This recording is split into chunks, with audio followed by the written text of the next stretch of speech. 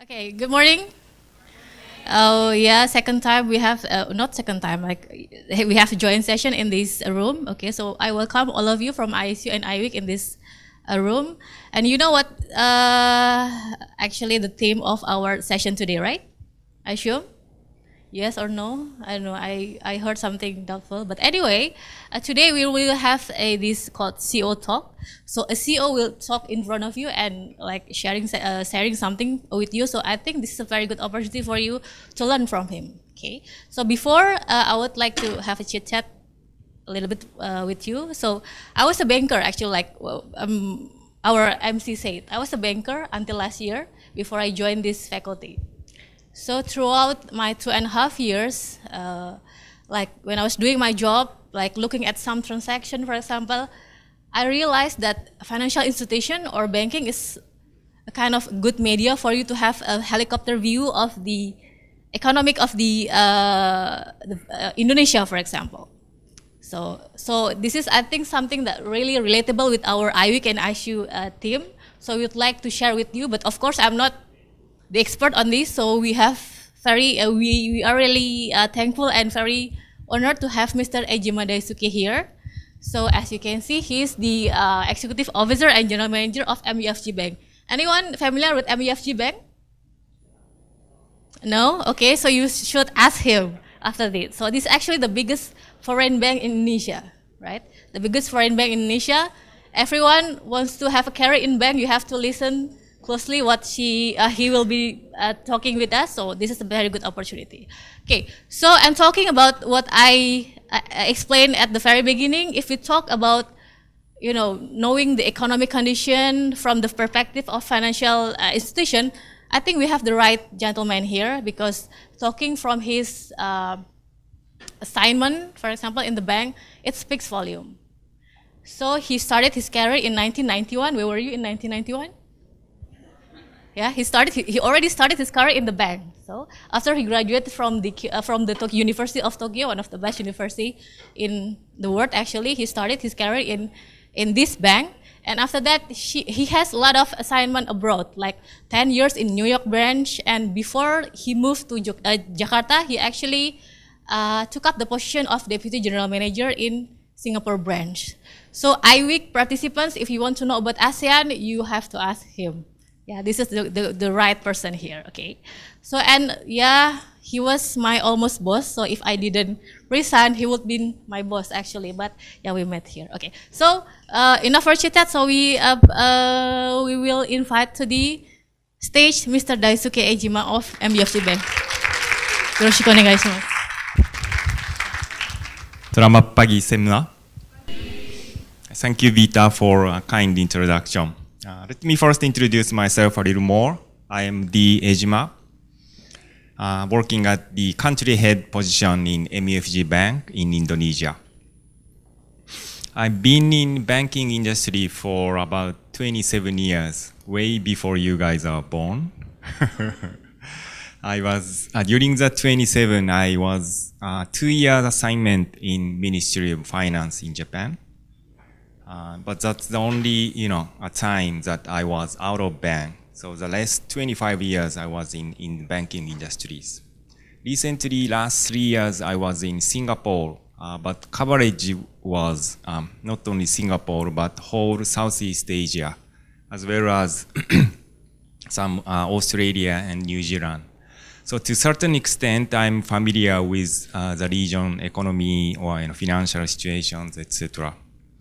Also, I have quite long experience in United States. Unfortunately, no experience in European countries. So that's, in the future, I hope to get that assignment, but so far I haven't. So that's a brief history of my career. I have one child, a boy, in high school student, probably a few years younger than you guys. But he was with me up until when I was in Singapore, but he went back to Tokyo. So currently, I'm alone in this country. My wife and son are in Tokyo. So that's a little bit of my background history.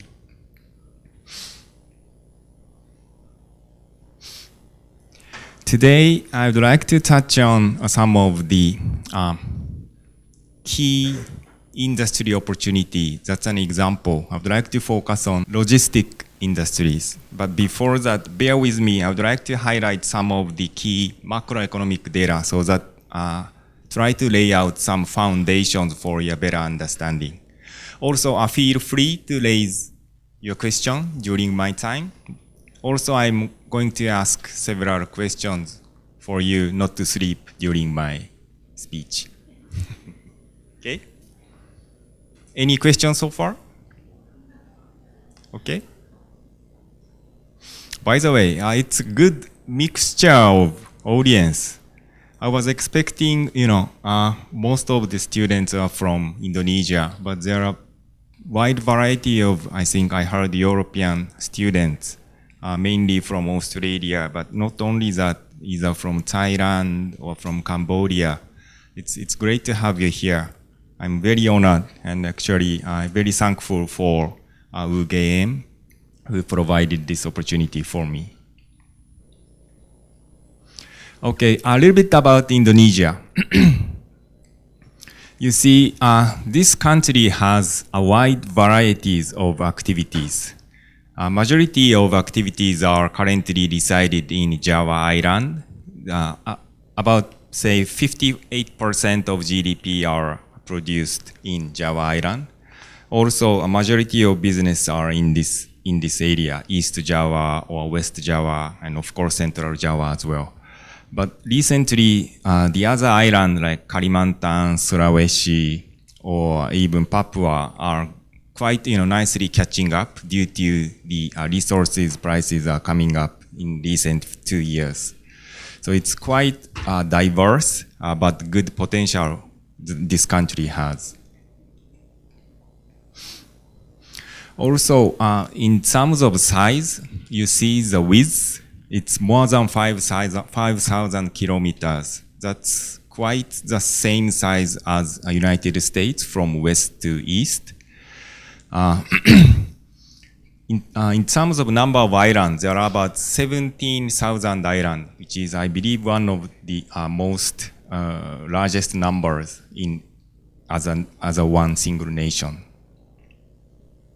Population, I don't need to reiterate, fourth largest country in the world, 261 million people are residing as of 2016, quite large. Also, you see, this country has lots of young generations, younger people. Average age, I heard, it's slightly less than 30 years old, 29 years old, which is quite amazing. I came from Japan, it's very aging old society. Average age is 46. Quite old. So when I hang around in the city like Tokyo or Osaka, etc., there are a lot of elderlies in the city. Here we seldom see that. So it's quite promising country, I believe. Also, I don't need to say there are lots of natural resources, plenty of opportunities in this area, not only oil, but coal or some other resources on the ground. So question number one. What do you think that surprised this Japanese gentleman about Indonesia most? Easier one first. So second questions number 2, number 3, number 4 are getting more difficult. So, so anybody can raise their hand. Hello, my name is Karisma. I think what surprised you most about Indonesia, I think about the people here, they are not that punctual, and also the traffic. I think those two are the main quality from us Indonesian. Thank you. Exactly right. Let me hear one or two more. Okay, that lady. My name is Ulaya Gempurtirani. Maybe one thing that also surprised Japanese about Indonesia is the diversity, because I heard that in Japanese that it's pretty homogen. And in Indonesia we have like 17,000 islands and more than 300 language. And Thank you. I think both answers were correct.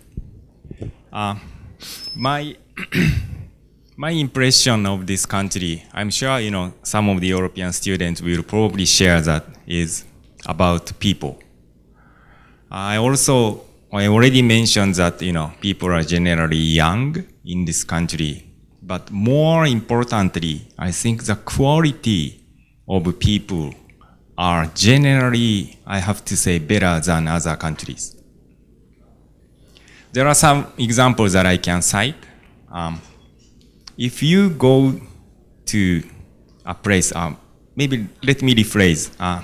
I have lots of clients in manufacturing business, like Japanese automakers, for example, Toyota, Honda, etc. They have large factories around Jakarta area. So when I visited there to see their operations, etc., there are plenty of factory workers working in that plant. I also visited the factory in other countries, US, or not in Singapore, they didn't have it, but Thailand, etc.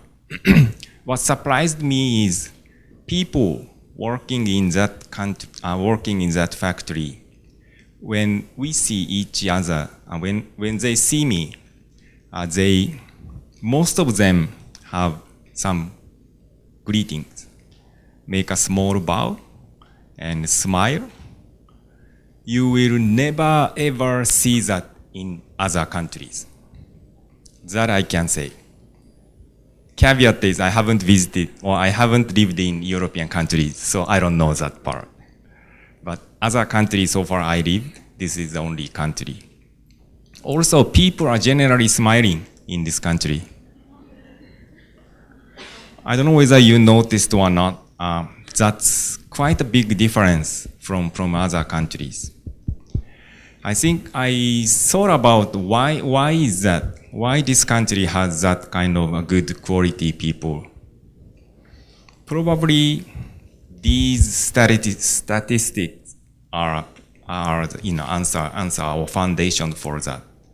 Very rich countries, very well diversified people, and people are get used to that already, which is a very good thing. But for me, I believe it's slightly a risk for you guys in the near future. The reason is this country, people are very sustainable and self-sustainable, one of most self-sustainable country in the world. Meaning, you guys probably don't need to rely on much with other foreign countries.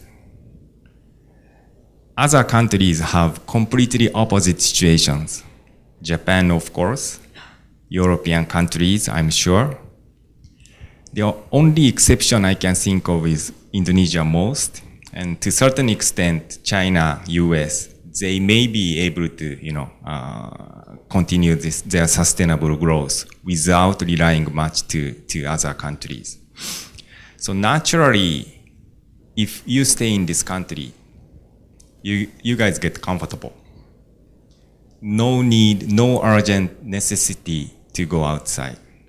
That's in English terms what we call complacent. It's a lukewarm water. So people living in that warm water will probably don't notice much up until the last minute. If I can say some risk in this country, that's probably the complacent. That's only this I can think of so far with people. But let me move on so that you probably understand more. Let me briefly touch on some economic more key indicators data. Before showing you data, I would like to ask the European students, how do you think of Indonesian economy? Any volunteers through your short experience living in this country? Okay, thank you. Hello, my name is Leon from the Vienna, and actually we had a company visit yesterday. We visited Boccini, a leather manufacturer, which has over 150 employees, and I was quite impressed by the well-structured work they do there, and in total how efficient they work. So I actually didn't expect that. So I think if the company has enough time, also the Indonesians can do very good business. Thank you, Ian. Very good observation. I also, had a similar experience when I visited the factory around Jakarta area. Can I have one more volunteers in terms of how do you see the Indonesian economies? Thank you. My name is Melissa from Vienna University, and the economy, I think, is a little bit chaotic because there are no real rules, because in Europe there are many strict rules how to establish a company and then how to do the business there, and here we think it's not so strict, and they don't follow the rules, and if you don't follow the rules it's not a big problem in my opinion, what I see here.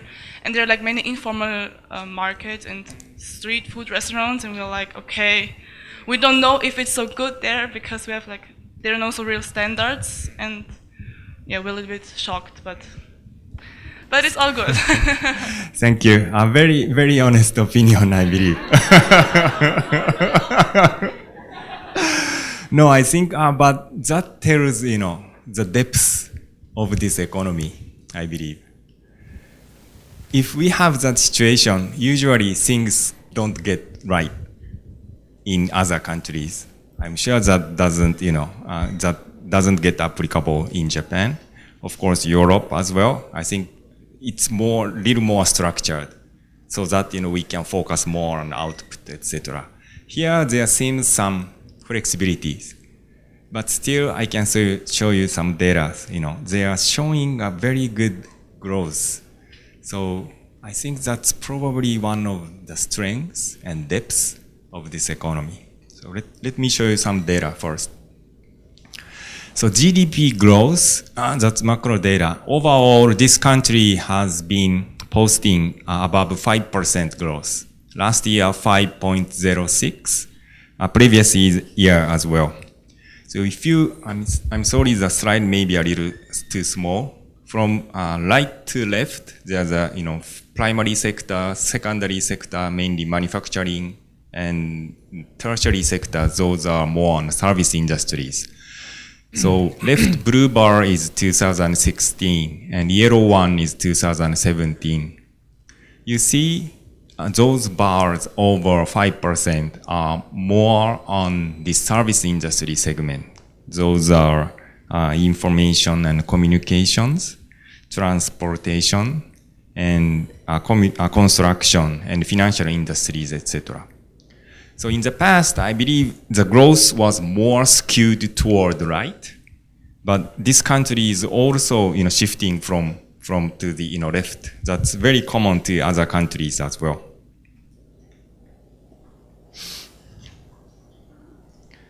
In terms of foreign and domestic direct investment, if you look at the right-hand side bottom pie chart, the largest portion is mining. It's actually booming in this country due to some price increase over the past 18 months. I will show you later the data about it.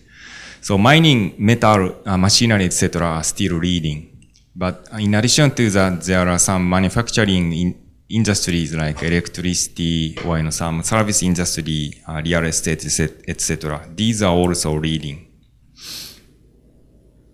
This is interesting pie chart. Left-hand side is 2016.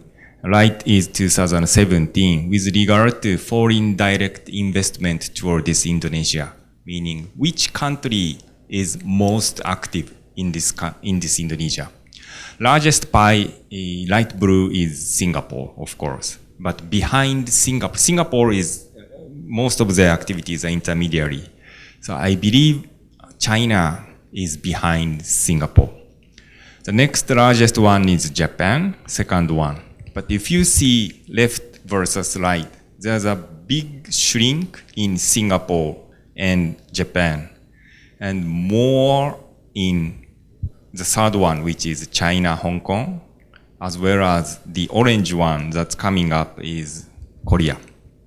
So these days, in the past, actually, Japan was most active in this country, but now I think China, Korea are quickly focusing on this market potentiality. Export, import.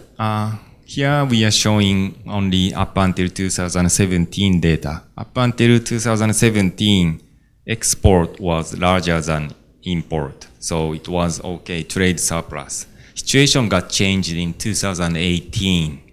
Import in this country is increasing. So meaning there's a trade deficit happening in 2018, which is a cause of factors that leading the weakening IDR in recent few months. Also, there's a shift and growth in digitalization in this country as well. There are plenty of new e-commerce companies actively growing their business. Kuchari, Bineka, Lazada, Tokopedia, etc. Those are very active. I'm sure you are famous. Also, the bottom part is showing the smartphone sales volume, which is booming in this country as well.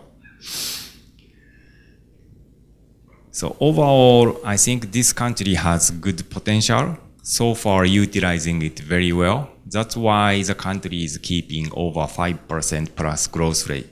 By the way, let me ask you one simple question. Can you name a country which has larger growth rate, larger growth GDP rate in Asia than Indonesia? My name is Samantha. I think country with higher GDP rate is Singapore rather than Indonesia. In Asia. In terms of growth. Okay. Okay. Growth is China. It's over 9% per year in Asia. Okay. Let me hear one more opinion. My name is Alvaro, University of Vienna. I think Sri Lanka. Okay, thank you. With regard to the GDP growth rate, this country 5%. China gradually slowing down, but still slightly over 6%. So you're right.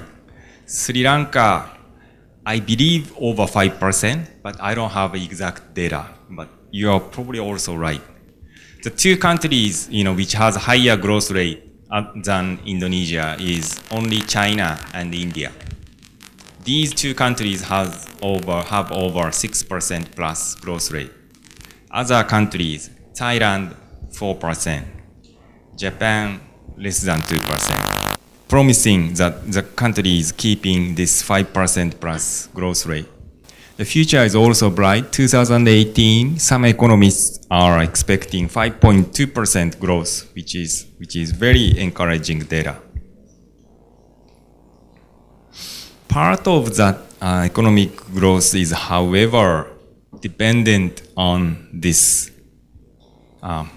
energy resources price. There are 3 lines. The first upper line is coal.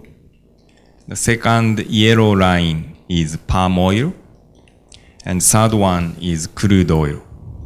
So you see some difficult time in 2015 and 16. But after that, later in 2016-17, price caught up quite nicely. That's helping this country a lot. Also, looking at the next 2 years, most economists are predicting there will be a stable, healthy increase in terms of price that will maintain the growth of this country. However, again, the flip side is this can be a risk. If things get worse, there may be a risk that the economy will see some downturn trend.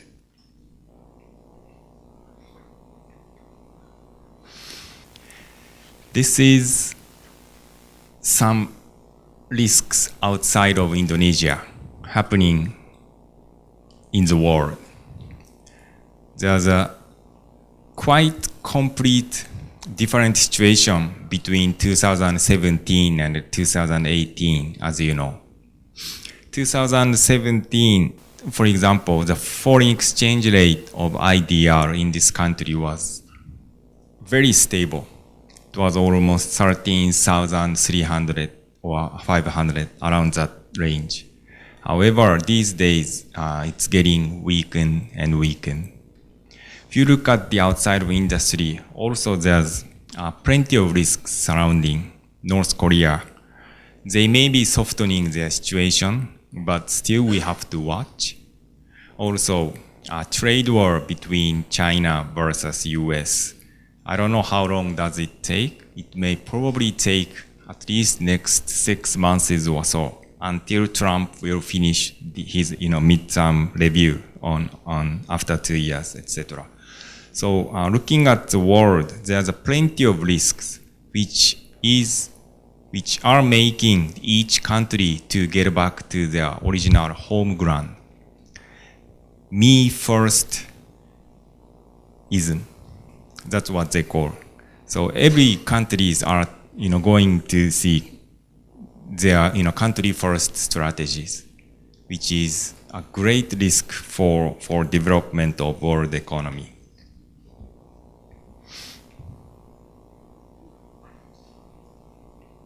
These are kind of background data before I get into specific topic about logistic industries. Today I would like to touch on this industry, partly because this is, I believe, area for a lot of growth opportunities. The industry I will explain this is very fragmented. Literally, no single company in this country have nationwide logistic capabilities. There are plenty of small players in this segment. While looking at the outside of Indonesia, there are a lot of large players. I'm sure they are seeking the opportunities in this industry. But let me look at details of this potential opportunities. So next question is, what comes into your mind when you heard logistics industry? Anything? I think it comes with the expeditions. I mean, shipping and freighting in and out for the goods outside of Indonesia. Yeah. Thank you. So shipping in and out of Indonesia. So there will be some foreign countries factors in that process, as well as there's also a domestic, shipping, etc. So that's one thing. Thank you. Any other kind of image or some knowledge about logistic industries? Okay, so my name is Rafi from Economics department. I think when I hear the word logistic industry, I'm thinking about the supply chain management of the business in Indonesia. Thank you. Very good study. Yes. You probably know a little more about this industry. That's the trend. I think the industry is gradually moving to. So we'll touch on that topic later on. Thank you.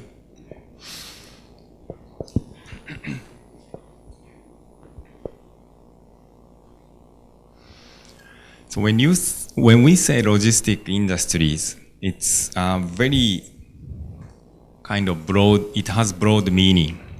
But let's first see the statistics. So here, this is the pie chart divided by each industry segment of GDP in Indonesia.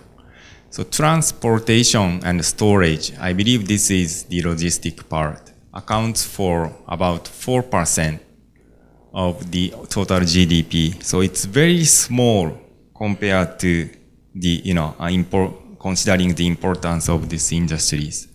So when we say logistics, there are 3 key sub-segments. From left to right, first, freight forwarding. Freight forwarding is a kind of brokerage function that do some sorting or packaging or labeling or scaling, etc. It's more like preparation for the shipment. The second leg is transportation. It's actually physically moving the stuff from, point X to point Z. So either from sea freight, air freight, railways, trucks, etc. The third one, this is also important, warehousing. That can happen before shipment or after shipment.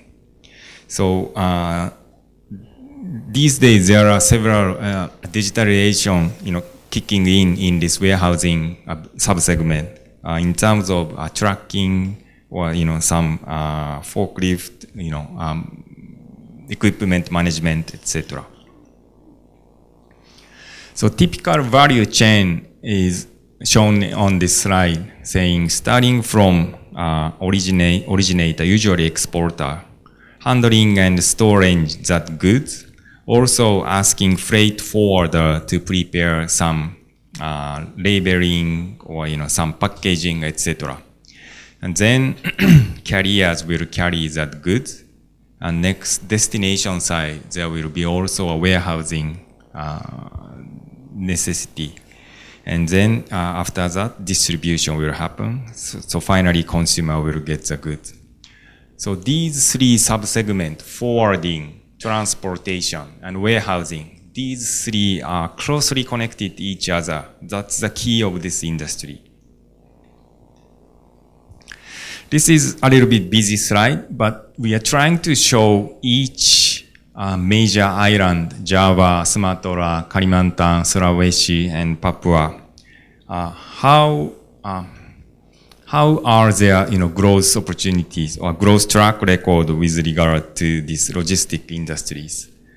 If you see some large number in here, Sulawesi, 6% of growth rate. Also, some 5% growth in Java Island. But other island seems less than 5%, meaning a majority of this business are currently focused either in Java or some natural resources business in Sulawesi and partially in Kalimantan area.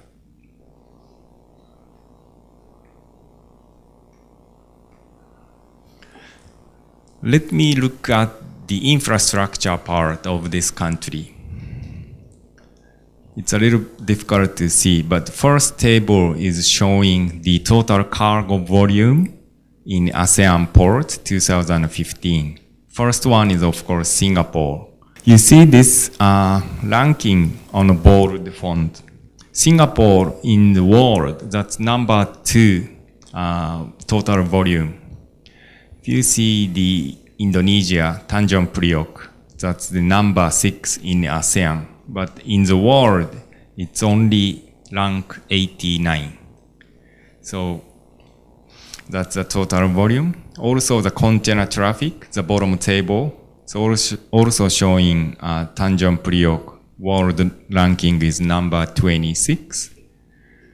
And so with regard to the infrastructure, I think there's a lot of improvement are necessary in this country. That's the seaport part.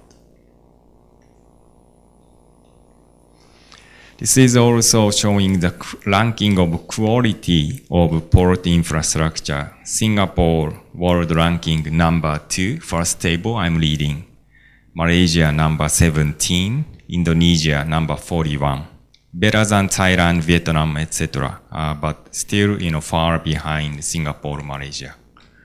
Second table is showing the performance index. That's actually number 4 in ASEAN countries, slightly behind Thailand. So these are some of the weakness that the country is facing. The reason for that weakness is on the bottom table, customs process. It's taking quite long. That's one of major complaints from importers. Also, infrastructure, the size they can deal with is relatively limited. Also, international shipment, these three are main factors that citing this low ranking in world. government is trying very hard to upgrade this infrastructure and trying to make a good deregulation so that people can move the logistics more on a nationwide basis. Trying to build national logistics system. Ministry of Transportation is working very hard. Also expansion of port. There will be a new port in Jakarta area, east side. Also toll road or sea gate, etc. These are, governments are putting a lot of money on this. Okay, these are some of the background information for you to understand more about logistic business.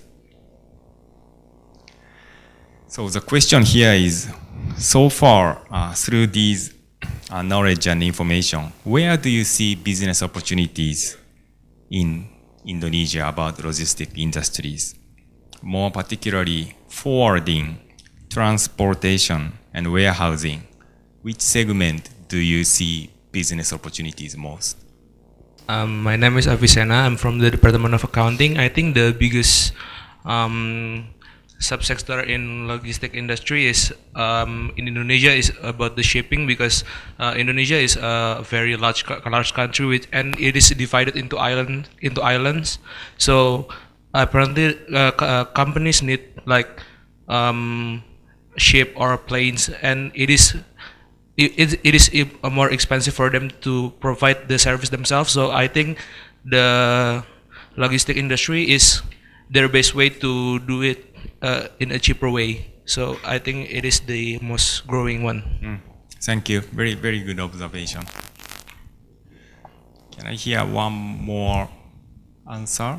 How do you see the business opportunities in this country with regard to logistic industry? Okay. My name is Nabila from Accounting 2017. I would think that warehousing would have the most potential in Indonesia, as we have a very large amount of land that has been untouched. If it is made into warehouses, it would potentially grow into it would potentially grow the logistics industry. Thank you. Thank you. These two are good opinions and answers. I am more than 100% agreeable. Warehousing, of course, with this large land size as well as fragmented cities, we have to develop a lot. Otherwise, we can't, deliver to on a timely manner. I'm going to show you some data after that. Also, shipping side, that's a key. Lots of island, so sea port or sea transportation that needs to be upgraded. These are probably opportunities, but I'm taking a more closer look on this with some data. So first, forwarding subsegment. These are more some a details process what's happening from export to import. I can probably deliver this soft file later on, but starting from left, export to sender will send some goods to picking up place, and they need to clear customs, and then a freight forwarder will deliver that goods over the ocean to the importing port. Again, they have to clear customs. Also, then they will be stored in a warehousing area. So these freight forwarding services, unfortunately, in this country, most of them are paper-based process. That's taking quite a long time. In other countries, it's getting into digitalization. So most of the documents are gradually shifting toward electronic system, especially in Singapore. That has to be improved in this country.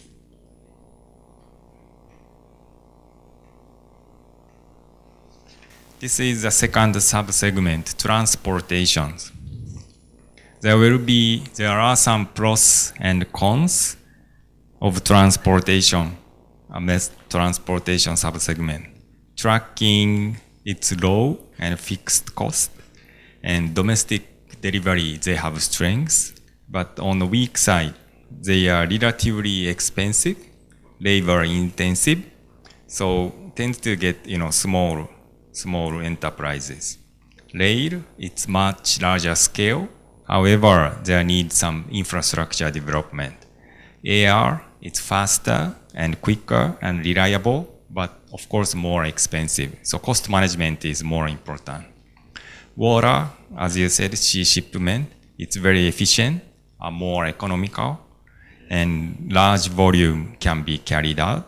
However, there's some limited ports, unfortunately, in this country that needs to be developed. Also, the developing delivery process takes some time. So the bottom table here, it's showing dwelling time. Dwelling time meaning the actual process time of selected countries. So generally, averagely, Singapore takes only 1.5 days for delivery within the country. It's a very small country, so it's very understandable. Malaysia, relatively large, but still 3 days. Indonesia, unfortunately, is a 3.7 or 4.2. I would say 4 days. So this is also telling that how difficult to manage this business in this industry, in this country. Sorry. This is the last sub-segment, warehousing. The trend is shifting from left to right, more conventional warehousing to logistics center. Conventional warehousing, they just store and storage only. These days, they add some additional functions like packaging or some tracking system or some assembling system for manufacturers, etc. Also, another development is kicking in. That's what we call cold chain logistics. This is a very important development, especially in this country, in this type of country. It's relatively warm, a very stable weather, but it's very difficult to deliver the goods with at the frozen style, etc. So how we develop this cold chain logistics, that's very important for each particular segment. This, if a company can have a good business flow in this segment, this may be a very good, important business opportunities for that particular segment. If you see the bottom table here, it's showing cost storage capacity. You see large number, 7.2 million or 2.1 million in seafood and poultry business. These are, more or less developed so far, but very small number in the last line, which is retail market segment. Other countries, the situation is a little different. This retail market segment also has a big chunk, so this can be an opportunities going forward.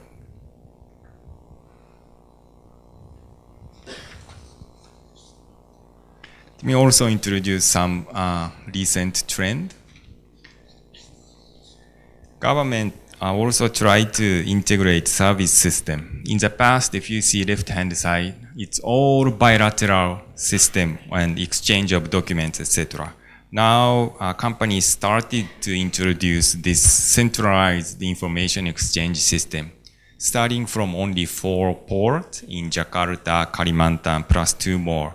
But they try to develop to other ports as well, so that in the future there will be a central, focal information exchange area that will facilitate a lot smoother shipment.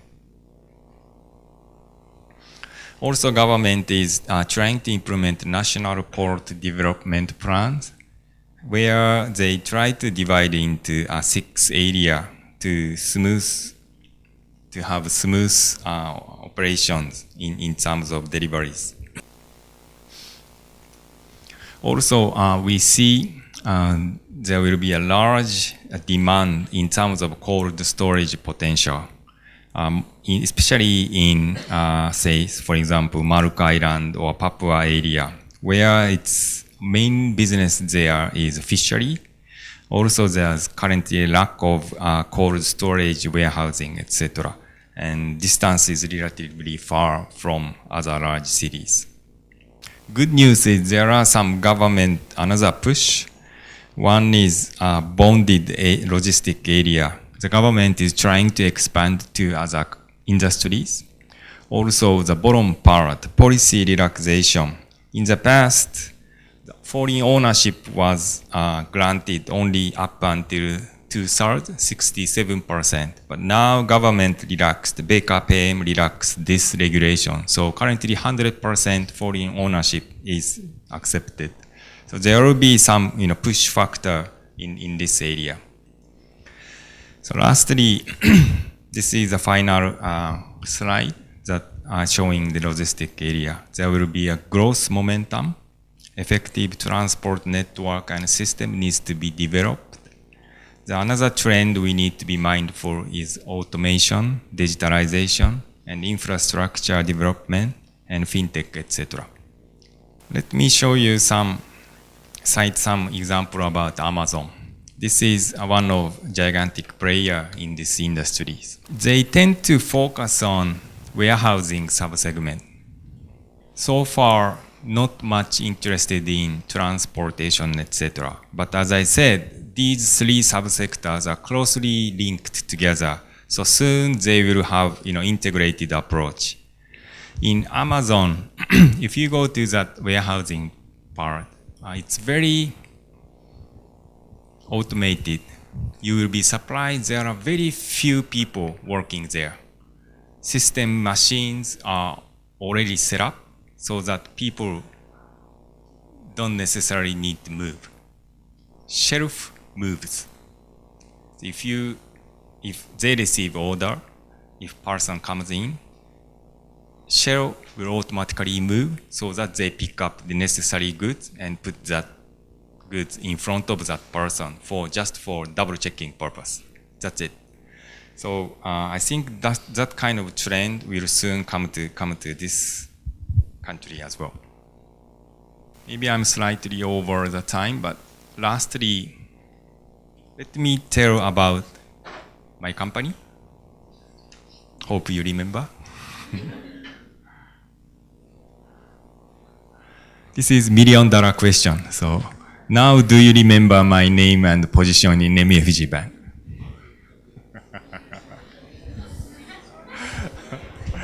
Thank you, good volunteer. I appreciate that.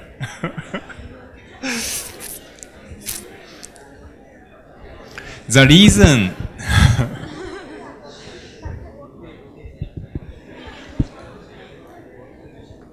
reason we are not that famous is partly because we are modest, the Japanese bank.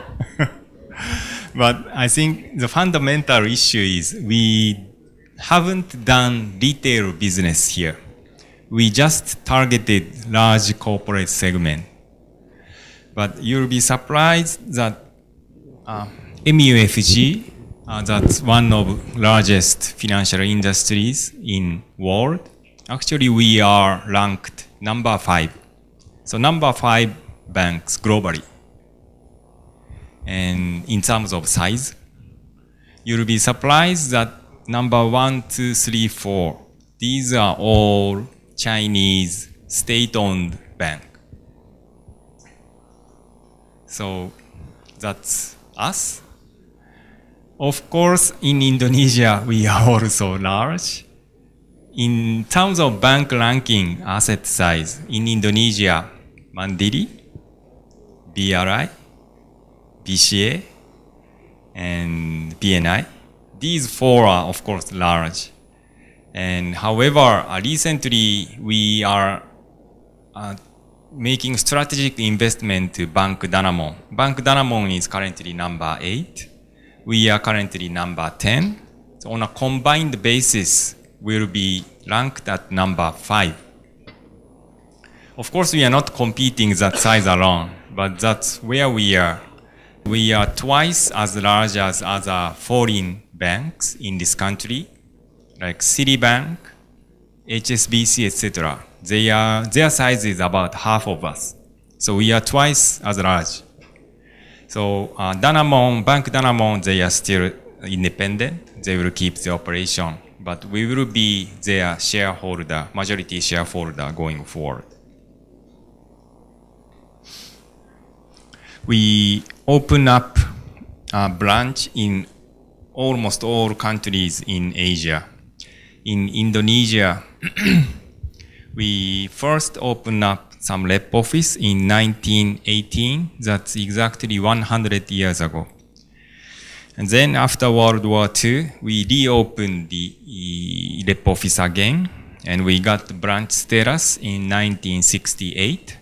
That's exactly 50 years ago. So this year we will celebrate 50th year anniversary. I'm also 50 years old, so coincidentally I was born in the same year, 1968. This is some statistic data that I already explained. So we will be soon, having a majority investment in Bank Danamon.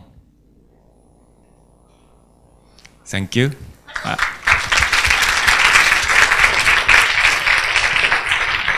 I really appreciate, active volunteers, who express their own opinion. All of them are very varied, and I understand you are studying very hard on this. But lastly, I would like to mention, going back to my original point, plenty of opportunities in this country, but that's also a risk, as I said. In this world, there's always a flip side of coin. Success, it's good, but that's probably a future cause of failure. Failure, that's not good, of course, but that's probably a lot of lessons you can learn from that. So try to think of both sides of coin going forward. Sometimes you'll be happy, but there's some risk under that happiness. Sometimes you feel really bad, very depressed, but during that time, you will find something for your future step up. So try to look at both sides. That's my last message. Thank you for hearing.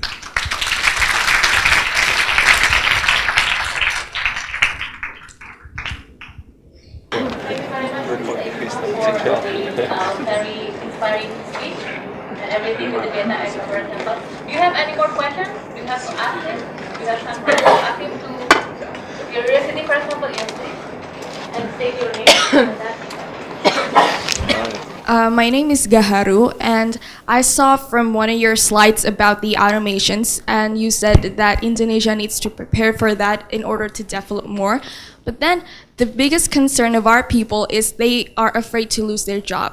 So what do you think our government needs to do to make sure our people that it's not the case? That's a very good question. When I was reading a book in old European era, before the clock was invented, so way before, 500 or 600 years ago, there was a job in the early morning, knock on the windows of each house to wake them up. There was a job. But apparently, after we found out that clock or watch, etc., that job disappeared. But whether, that particular person might lose that job, but probably that person shifted to other industries. That's how the business is running in actual world. So the banking industry, of course, as well. Currently, we are still relying on a lot of manual process. I'm sure Wum can, explain very well. So there's plenty of manual process, but with, fintech kicking in, I'm sure, that process soon will be shifted more on automation side. But whether, that people will lose that assignment or job or not, that probably depends on that person. There will be also a new emerging industry. That's why the world is growing for the past 500, 600 years. So important thing is try to look at, what's happening next, what's going to take place in this country. There will be something that, hard time, but again, that's the flip side of coin. That's probably the foundation for the future growth. Hello, my name is Samantha. I want to ask about actually how does MUFG plans in the future about foreign investment, because some China bank of, for instance, Chexim and ICBC has planted so much foreign investment in other countries, in the emerging markets, especially Indonesia. How does MUFG want to be like to apply the same strategy, or your company has different strategy, or and if you want to do foreign investments, what are the conditions of giving loan or whatsoever? Thank you. Thank you. ICBC, for example, that's one of the large banks. In terms of size, actually, they are larger than us. MUFG probably can't do like that. Of course, we try to do business in all countries, but considering, the size of each country, it's probably difficult, almost impossible. So we decided to focus on several countries that we should go deep. Those are outside of Japan, United States, Thailand, and Indonesia. So these three countries are, for us, focus countries. That's why we have majority of ownership in each local bank. For Bank Danamon acquisition, we are prepared to spend $6 billion.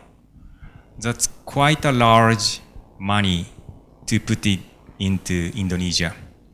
We spent similar amount of money to Thailand when we bought Bank of Ayutthaya. People from Thailand, you will probably notice that yellow color, Bank of Ayutthaya currency. That's currently 5th largest bank in Thailand, but quickly catching up to rank number 4. So US, we bought Union Bank. Again, spent probably more money. The resource is limited, so we can't do that every single country. But these three countries that I mentioned will be focus point for us. That's for sure. Hello, my name is Annelies. I'm from Management Department, Universitas Gadjah Mada. Well, my question is about the logistic industry, especially for Indonesia that has a world port ranking. Indonesia has a low world port ranking, and the reason behind it is because the custom process. And do you have any solutions or to make the custom process in Indonesia is much better? Thank you very much.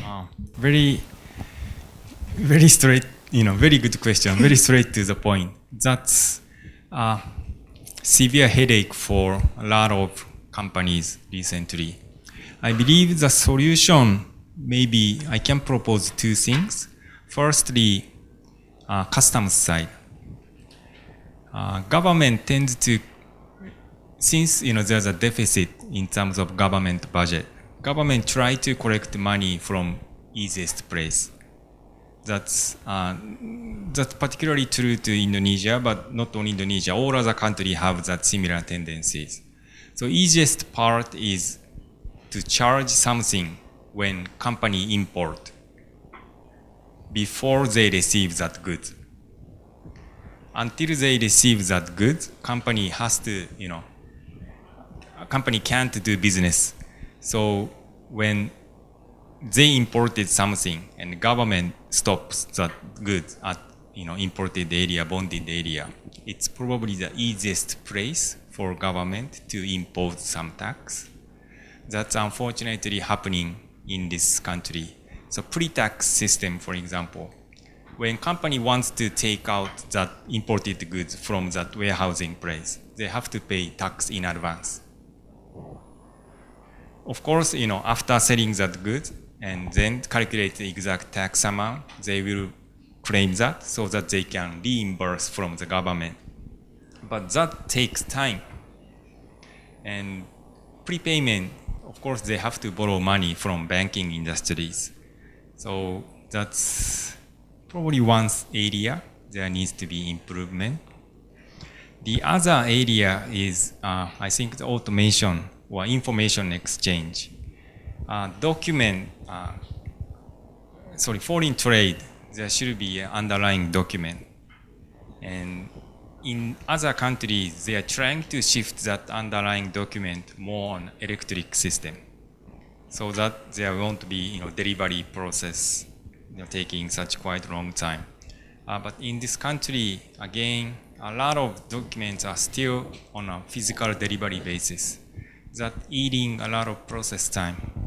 So if the government or some large company can develop some electric system like other countries happening in Malaysia or Singapore, etc., that will accelerate the delivery process. So at least these two areas, I can think of a good solutions. But of course, it takes time and money and strong leadership by government. Hello, my name is Abian Irsyad. Probably my question is not in the same context on what you're telling to us, but I just want to ask about this, that you stated that there's a lot of young people in Indonesia, and much more than even every country have. Even Japan probably don't have as much as we have. But what I believe that I see a lot of ambitious young people that rather to become a boss than just having the experience of becoming an employee first. Like in this university, for example, there's a lot of young people who already have a big businesses, a coffee shop, any food or a clothing shop and those kind of things. But they didn't realize that it creates the other business lack of employees, and it decreases the employees of other businesses, such as the traditional one like Wayang. They lost their employees because there are no young people who wanted to be the employees of those kind of cultural things. So what do you suggest for the young people? Either do you should tell them to, if you can do business, just do business and think outside the box, because there's a lot of CEOs talks like that. But do you suggest that you need to find our experience first and then do the employee, or if we can just do the business? Thank you. If we look at business just in Indonesia, I think you're probably right. I think if a new business happening, then it will be probably zero sum. Some old business may be disappearing. But again, this is a very good, this country has very good potential. All other countries are already aware of it and watching the opportunities to penetrate into this market. So more or less, I think that situation will happen. Either younger generation in this country will do, or other foreign companies may do. So we can't stop in this world. Meaning, I think at the same time, we have to go outside. There are plenty of other countries outside of Indonesia, and there may be more opportunities. I don't know. I have lived again only US, Japan, Singapore here.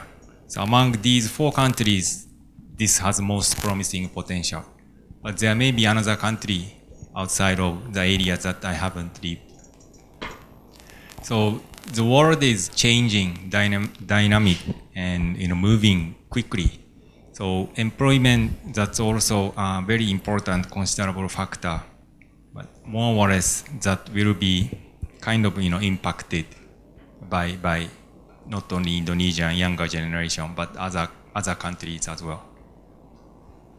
Okay, that's Abian. But I would, may I add on Abian's question? Like, this is also our concern. Like, not only a concern, but also our concern. Like that nowadays millennials, they don't. Actually, they're not loyal to some extent. Like they will stay for like 2-3 years in the company, and after that they leave, right? And from the point of view of the big corporation like you, how do you see that? Is that something concern from you, or is it like something beneficial for you? I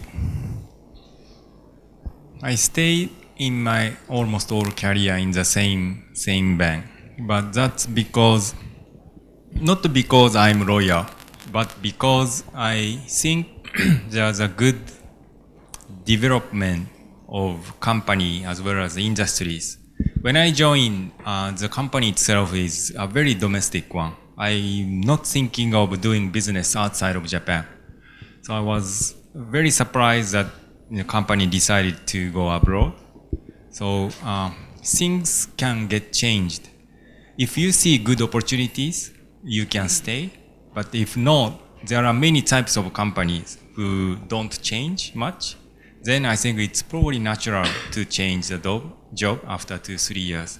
So it all depends on the situation of personal situation. It's very difficult to generalize.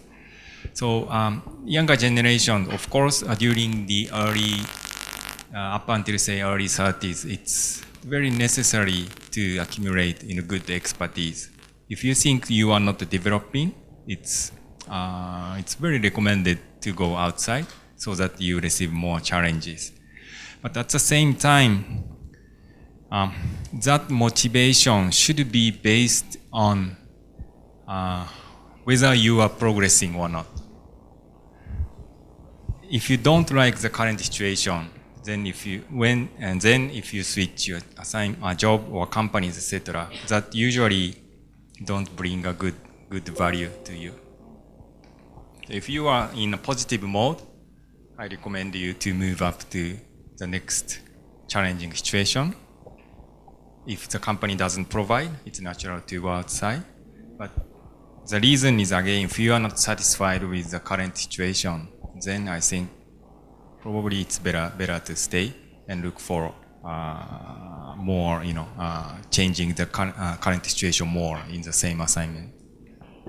Thank you very much, Ejima. And this is the food for thought for you, who actually 2-3 years ago you will come to the workforce, for example. Okay, next question. Your question. We still have 10 minutes left. But My name is Artur. Thank you for your talk. What is your personal opinion about cryptocurrencies? Cryptocurrencies. Okay. Your personal opinion about cryptocurrencies. Blockchain technology itself, that's more or less coming. That's for sure. It's a great technology. Literally, that will eliminate whole banking industry's players.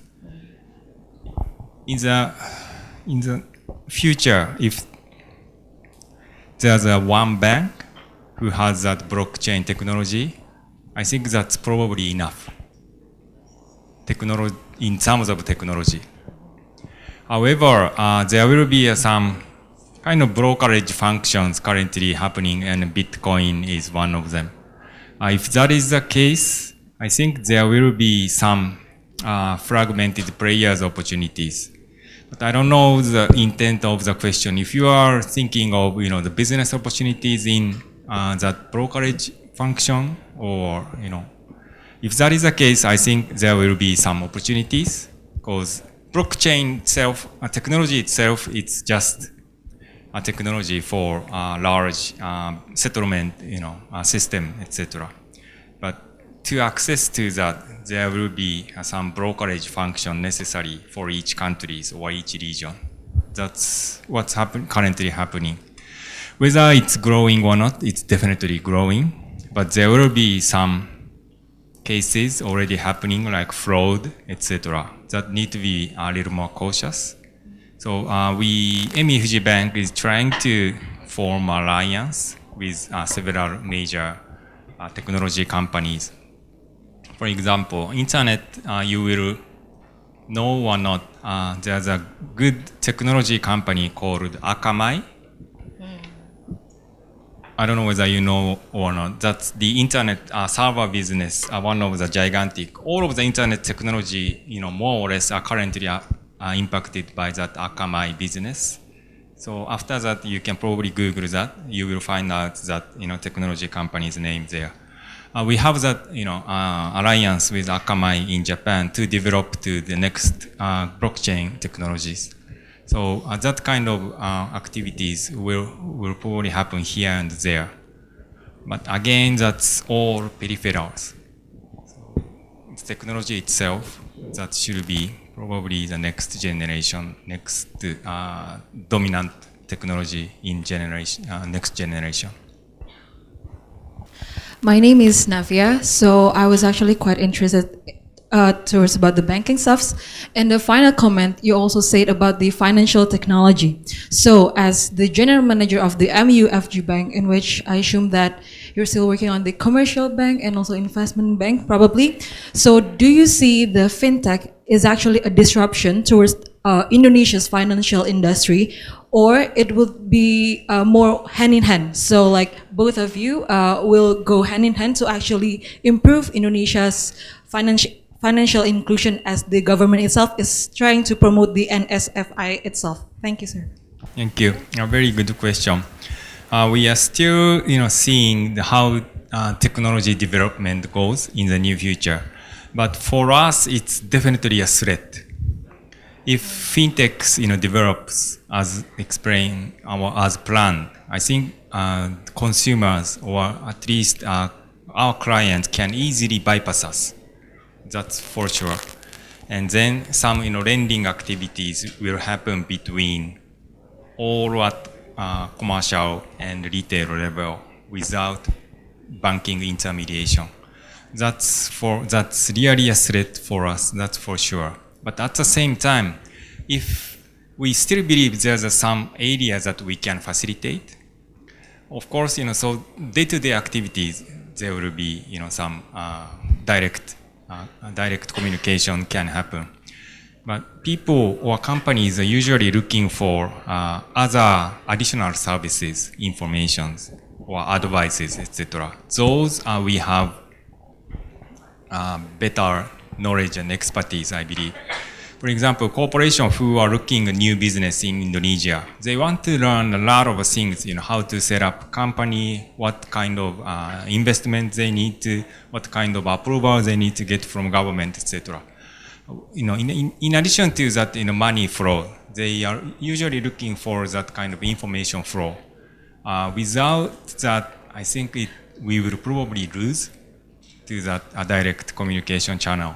But I believe we have a decent and accumulated expertise in that area. So combining that information, I think that's probably the only way we can survive.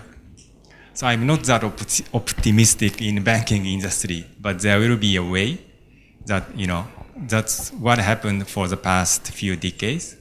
I'm sure, we will survive based on just adjusting ourselves to the new technology.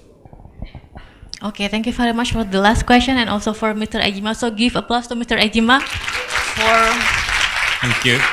All the inspiring speech, all the data, all the facts, everything. I hope you learned a lot. I learned a lot, and of course you learned a lot. Okay, that's I think the end of the session. If I have to wrap up because I'm the moderator, yeah, one of my job is to wrap up actually. So. Yeah, Mr. Ejima already said a lot about Indonesia, even though he's Japanese, but he knows more than us actually, probably, and that's very splendid. And he began with the macroeconomic condition, and he stated that we have to be optimistic with our condition, but still we still have to be worried because we still have more risk, something like that in macroeconomic.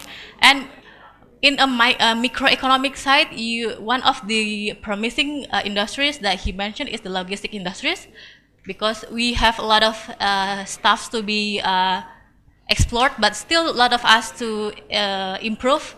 That's one of the most promising industries according to him as well. And the last one, this is like his message to you, to all the students, that it's more like you always have to look at both side of the coin.